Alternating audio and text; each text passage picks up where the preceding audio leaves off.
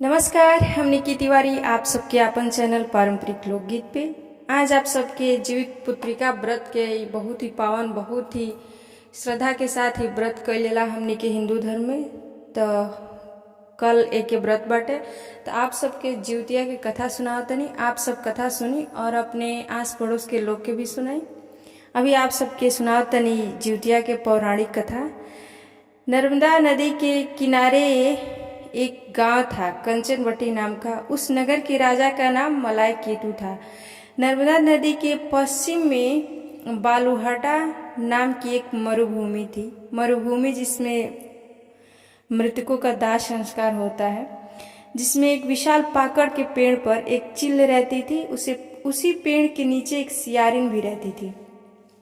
दोनों पक्की सहेलियां थीं। दोनों कुछ महिलाओं को देखकर जीवतिया का व्रत करने का संकल्प लिया और दोनों ने भगवान जीवतवाहन की पूजा और व्रत करने का प्रण ले लिया।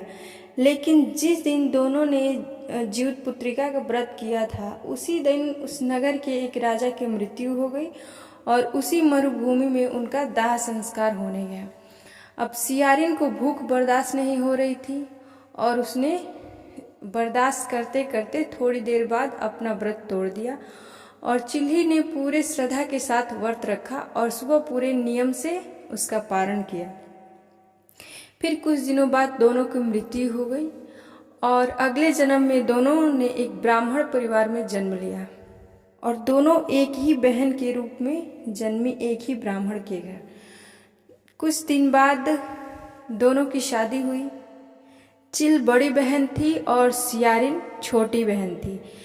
तो बड़ी बहन का नाम शिलावती था और सियारिन छोटी बहन थी, उसका नाम कपूरावती रखा गया। शिलावती की शादी बुद्धदर्शन के साथ हुई और कपूरावती की शादी मलाय केतु से हुई, जो उस नगर का राजा था। अब कपूरावती कंचनवटी नगर की रानी बन चुकी थी।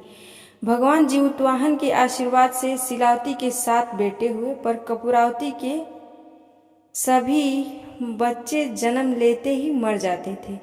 कुछ समय बाद शिलावती के 7 पुत्र बड़े हो गए। वे सभी राजा के दरबार में काम करने लगे।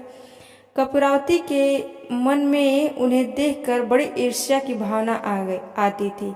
उसने राजा से कहकर सभी बेटों के सर काट दिए।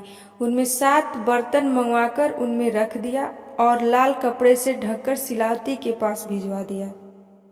यह देखकर जीवतवाहन भगवान जी ने मिट्टी के सारे 7 भाइयों के सर मिट्टी से बनवाए और सभी के सर को उसके धड़ से जोड़कर उन पे अपना आशीर्वाद दिया और उनमें जान आ गई। 7 युवक जिंदा हो गए और वो घर लौट आए और जो कटे हुए सर रानी ने भेजे थे वो फल बन गए। दूसरी ओर रानी कपूरावती बुद्धदर्शन के घर से सूचना पाने पर व्याकुल थी। अब काफी देर सूचना नहीं आई तो कपूरावती